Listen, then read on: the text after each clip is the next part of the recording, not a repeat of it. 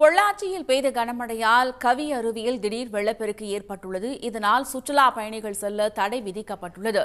மேலும் விவரங்களை தருகிறார் நமது செய்தியாளர் மோகன்.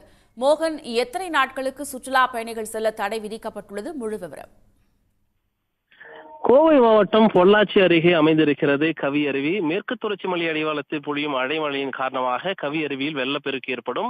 வெள்ளம் தணிந்த பிறகு சுற்றுலா பயணிகள் அங்கே குளிப்பதற்கு, நீராடுவதற்கு அனுமதி தரப்படும். இந்த நிலையிலே கடந்த சில தினங்களாக வெயில் அடித்து வந்த நிலையில் தமிழ்நாடு மற்றும் கேரளாவை சார்ந்த ஏராளமான சுற்றுலா பயணிகள் இந்த பகுதிக்கு கவி அருவிக்கு வந்து குளித்த வண்ணம் இருந்தார்கள். திடீரென்று இன்று மதியம் பொள்ளாச்சி மற்றும் மேற்கு தொடர்ச்சி மலை அடிவார பகுதி, ஆழியார், வால்பாறை மற்றும் பொள்ளாச்சியினுடைய தெற்கு பகுதிகளில் அதிக அளவிலான மழை பொழிந்தது. இதனால் கவி அருவியில் திடீரென்று வெள்ளப்பெருக்கு ஏற்பட்டது. இந்த வெள்ளப்பெருக்கு என்பது ஒரு அசம்பாவிதத்தை ஏற்படுத்தக்கூடியதாக அமைந்திருக்கும். எனவே இது உடனடியாக சுற்றுலா பயணிகள் வெளியேற்றப்பட்டு கவி அருவி மூடப்பட்டிருக்கிறது.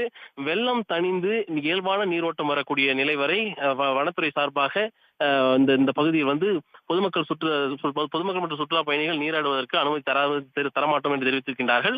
தற்பொழுது கவி அருவி மூடப்பட்டிருப்பதன் காரணமாக சுற்றுலா பயணிகள் வந்து திரும்பி செல்லக்கூடிய நிலையை பார்க்க முடிகிறது. பாதுகாப்பு கருதி வனத்துறை எடுக்கப்பட்டிருக்கூடிய இந்த நடவடிக்கைக்கு முழு ஒத்துழைப்பு தர வேண்டும் என்று தெரிவித்திருக்கின்றார்கள். நான் ஏற்கனவே குறிப்பிட்டது போல வெள்ளம் தணிந்து இயல்பான நீரோட்டம் வரும்பொழுது கவி அருவி மீண்டும் திறக்கப்படும், பொதுமக்கள் நீராடுவதற்கு அனுமதி வழங்கப்படும் என்று வனத்துறை தரவாக தெரிவிக்கப்பட்டிருக்கிறது. விரிவான தகவல்களுக்கு நன்றி மோகன். உடனுக்குடன் செய்திகளை தெரிந்து கொள்ள சன் நியூஸ் பெல் ஐகானை கிளிக் பண்ணுங்க.